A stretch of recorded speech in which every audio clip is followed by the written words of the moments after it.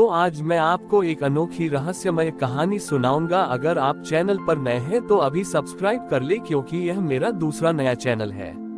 तथा कहानी पूरा देखे, अंत में एक अनोखा रहस्य छुपा है। धन्यवाद। तो सुनिए। पर्वतों की गोद में बसा एक छोटा सा नगर था, जिसका नाम था कलाग्राम। यहाँ के लोग अपनी कला और शिल्पकला के लिए बहुत प्रसिद्ध थे।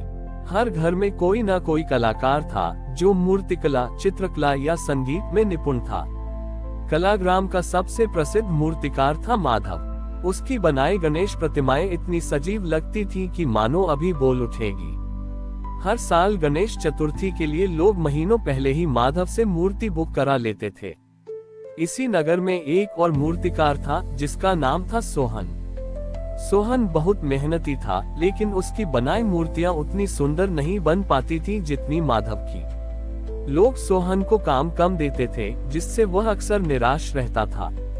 इस साल भी गणेश चतुर्थी आने वाली थी और सोहन के पास सिर्फ एक ही ऑर्डर था, नगर के सबसे गरीब परिवार के लिए एक छोटी सी मूर्ति बनाने का। सोहन ने उस छोटी सी मूर्ति को बनाने का काम शुरू किया। उसने सोचा कि यह उसकी कला का अंत है, क्योंकि कोई भी उसकी मूर्तियां पसंद नहीं करता। वह काम करते करते रो रहा था, लेकिन उसने हार नहीं मानी। उसने अपनी सारी निराशा और दुख को मिट्टी में मिला दिया और बस एक ही बात सोची, ये मूर्ति भले ही किसी अमीर के घर नहीं जाएगी, लेकिन यह मेरे दिल की सच्ची भक्ति और मेहनत का प्रतीक होगी। माधव ने सोहन को उदास देखा तो उससे पूछा, सोहन क्या हुआ? तुम इतने परेशान क्यों हो? सोहन ने अपनी व्यथा बताई। माधव ने मुस्कुराते हुए कहा, सोहन, कला की पहचान केवल सुंदरता से नहीं होती, बल्कि उस भावना से होती है जो कलाकार उसमें भरता है। तुम्हारी मूर्ति भले ही मेरी मूर्तियों जैसी सुंदर न हो, लेकिन उसमें तुम्हारी सच्ची भावना और समर्पण है। सोहन ने माधव की बात पर ध्यान दिया और पूरी लगन से काम में जुट गया। उसने उस छोटी सी मूर्ति में अपनी सारी भक्ति, अपना सारा प्रेम और अपनी सारी मेहनत डाल दी। उसने और अपनी आत्मा डाल दी। गणेश चतुर्थी का दिन आया। नगर में हर जगह माधव की बनाई सुंदर और भव्य मूर्तियां स्थापित की गईं। लोग उनकी भव्यता देखकर मंत्रमुग्ध हो गए। लेकिन नगर के बाहर एक छोटी सी झोपड़ी में सोहन की बनाई मूर्ति स्थापित थी। वह बहुत साधारण थी, लेकिन उसके चेहरे पर एक अलौकिक शांति और मुस्कान थी। शाम को जब नगर में गणेश जी की आरती हो रही थी, अचानक आसमान में बादल छा गए और मूसलाधार बारिश होने लगी। बिजली कड़कने लगी। लोगों ने देखा कि माधव की मूर्तियों की भव्य सजावटें बारिश में भीगकर खराब होने लगी थीं। रंग बह रहे थे और कुछ मूर्तियां तो टूट भी गईं। लेकिन नगर के बाहर की उस छोटी सी झोपड़ी में सोहन की बनाई मूर्ति पर एक बूंद भी नहीं गिरी। ऐसा लगा मानो उस मूर्ति को प्रकृति स्वयं अपनी गोद में छिपाए हुए हो। बारिश रुकी तो लोगों ने देखा कि सोहन की मूर्ति अपनी जगह पर बिल्कुल सुरक्षित और पहले से भी अधिक शांत दिख रही थी। इस चमत्कार को देखकर सब लोग हैरान रह गए। नगर के मुखिया ने सोहन को बुलाया और पूछा, सोहन, तुम्हारी मूर्ति पर एक खरोंच भी नहीं आए, ऐसा कैसे हुआ? सोहन ने हाथ जोड़कर कहा, मुखिया जी, मैंने इस मूर्ति में सिर्फ मिट्टी नहीं मिलाई, बल्कि अपनी सच्ची भक्ति और श्रद्धा को भी मिलाया था।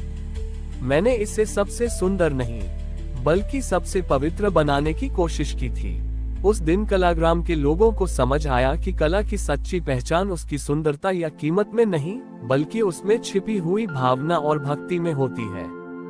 सोहन की बनाई मूर्ति ने ये साबित कर दिया कि भगवान को भव्यता नहीं, बल्कि सच्ची भावना पसंद है। उस साल से कलाग्राम में गणेश चतुर्थी का त्योहार अब सबसे भव्य मूर्ति की पूजा करने का नहीं, बल्कि सबसे सच्ची भावना से बनी मूर्ति की पूजा करने का त्योहार बन गया। सोहन की मूर्ति के चमत्कार के बाद कलाग्राम में एक नया युग शुरू हुआ। सोहन रातों रात पूरे नगर में सम्मानित हो गया। लोग अब भव्यता से ज्यादा सादगी और सच्ची भावना को महत्व देने लगे थे। माधव, जो पहले गर्व से भरा हुआ था, उसने सोहन से माफी मांगी और कहा, तुम्हारी मूर्ति ने मुझे सिखाया कि सच्ची कला बाहरी चमक में नहीं, बल्कि भीतर की पवित्रता में होती है। माधव और सोहन दोनों अब मिलकर काम करने लगे। वे मिलकर ऐसी मूर्तियां बनाते थे जिनमें माधव की कला की निपुणता और सोहन की भक्ति का संगम होता था। उनकी बनाई मूर्तियां अब न सिर्फ सुंदर थीं, बल्कि उनमें एक दिव्य ऊर्जा का संचार भी होता था। इस घटना के बाद कलाग्राम में गणेश चतुर्थी का त्योहार एक बड़े बदलाव का गवाह बना। अगले साल नगर के मुखिया ने घोषणा की कि इस साल कोई भी मूर्तिकार मूर्ति बनाने के लिए पैसे नहीं लेगा। सभी मूर्ति छोटी ही या निस्वार्थ भाव से बनाई जाएंगी और हर घर अपनी पसंद की मूर्ति ले जा सकता है। सोहन और माधव ने इस पहल का स्वागत किया। उन्होंने कई महीने पहले से ही मूर्तियां बनाना शुरू कर दिया। इस बार उन्होंने सिर्फ गणेश जी की मूर्तियां नहीं बनाई, बल्कि उन सभी लोगों के लिए भी छोटी छोटी मूर्तियां बनाई जिन्होंने समाज के लिए कुछ अच्छा किया था, जैसे गांव के शिक्षक के लिए ज्ञान की मूर्ति, डॉक्टर के लिए दया की मूर्ति और किसान के लिए श्रम की मूर्ति। गणेश चतुर्थी का दिन आया। इस बार नगर के मुख्य चौक पर एक विशाल प्रदर्शनी लगाई गई थी, जिसमें सोहन और माधव द्वारा बनाई गई सैकड़ों मूर्तियां रखी थीं। हर मूर्ति अपनी एक कहानी कह रही थी। लोगों को बताया गया कि वे सिर्फ एक मूर्ति का चयन करें जो उन्हें सबसे ज्यादा प्रेरित करती हो।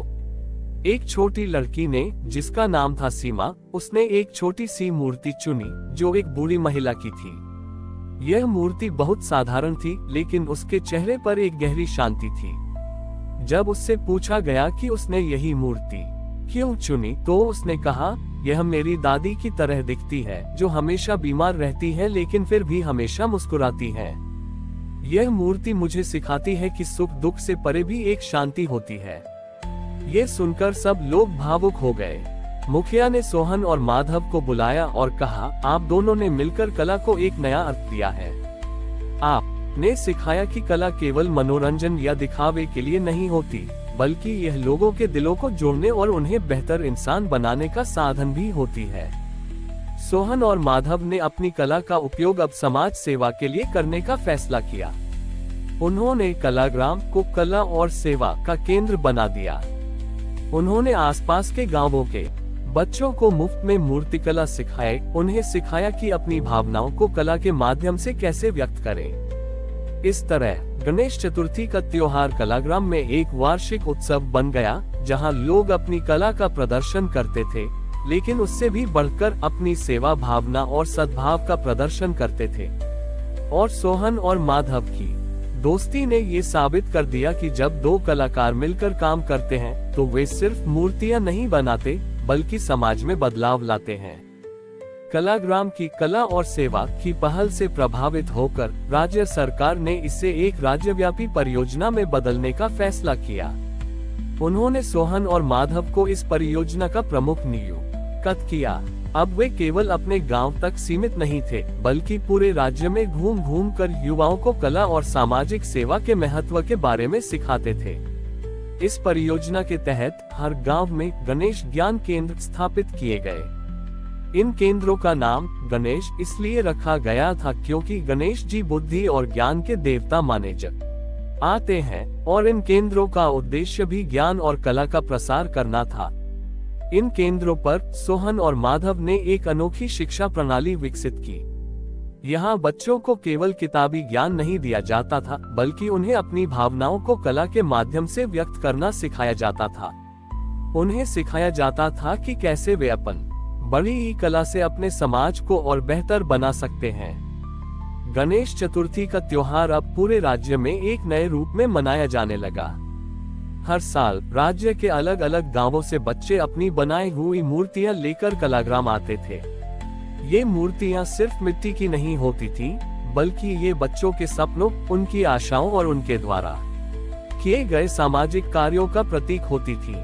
एक साल राज्य के एक बहुत ही दूर के गांव से एक लड़का आया, जिसका नाम था सुरेश। सुरेश का गांव बहुत सूखाग्रस्त था और वहां पानी की बहुत कमी थी। सुरेश ने एक गणेश मूर्ति बनाई, जिसमें गणेश जी के एक हाथ में एक घड़ा था और दूसरे हाथ में एक छोटा सा पौधा था। जब उससे इस मूर्ति के बारे में पूछा गया, तो उसने बताया, हमारे गांव में पानी की बहुत समस्या है। मैंने इस मूर्ति में अपने गांव की प्यास को दिखाया है। मेरा सपना है कि एक दिन मेरे गांव में इतना पानी हो कि हम सब हरियाली उगा सकें। सुरेश की इस मूर्ति ने सोहन और माधव को बहुत प्रभावित किया। उन्होंने न केवल सुरेश की कला की सराहना की, बल्कि उन्होंने उसकी मदद करने का भी फैसला किया। उन्होंने राज्य सरकार के साथ मिलकर सुरेश के गांव में एक जल संरक्षण परियोजना शुरू की। उन्होंने लोगों को सिखाया कि कैसे बारिश के पानी को बचाया जा सकता है और कैसे कम पानी में भी फसलें उगाई जा सकती हैं। अगले साल की गणेश चतुर्थी तक सुरेश के गांव की तस्वीर पूरी तरह से बदल चुकी थी। वहां अब पानी की समस्या नहीं थी और खेत हरे भरे थे। सुरेश, जो अब एक युवा कलाकार और सामाजिक कार्यकर्ता बन चुका था, उसने इस साल एक ऐसी गणेश मूर्ति बनाई जिसमें गणेश जी के हाथों में फसल के दाने थे। जब सुरेश अपनी मूर्ति लेकर कलाग्राम आया तो उसने कहा, यह मूर्ति सिर्फ गणेश जी की नहीं है, बल्कि यह हमारे गांव की मेहनत और सफलता की कहानी है। ये बताती है कि अगर हम अपनी कला को सेवा से जोड़ दें तो हम न सिर्फ खुद को बल्कि पूरे समाज को बदल सकते हैं। इस तरह गणेश चतुर्थी का त्योहार अब केवल एक धार्मिक पर्व नहीं रहा था, बल्कि यह एक ऐसी परंपरा बन गया था जो हर साल लोगों को प्रेरित करती थी कि वे अपने भीतर के गुणों को पहचानें और उनका उपयोग समाज के कल्याण के लिए करें। कलाग्राम और उसके कलाकार सोहन और माधव अब पूरे देश के लिए प्रेरणा का स्रोत बन चुके थे, जिन्होंने ये साबित कर दिया कि सच्ची कला और सच्ची भक्ति हमेशा एक दूसरे का हाथ थामे चलती हैं। हमारी और भी आध्यात्मिक एवं अनोखी कहानियां देखने के लिए हमारे चैनल पर जाएं तथा धार्मिक एवं पौराणिक अनोखी कहानियां हमारे चैनल पर है। कृपया जाके देखें तथा हमारे चैनल को सब्सक्राइब करके रखें और वीडियो लाइक जरूर करें। धन्यवाद।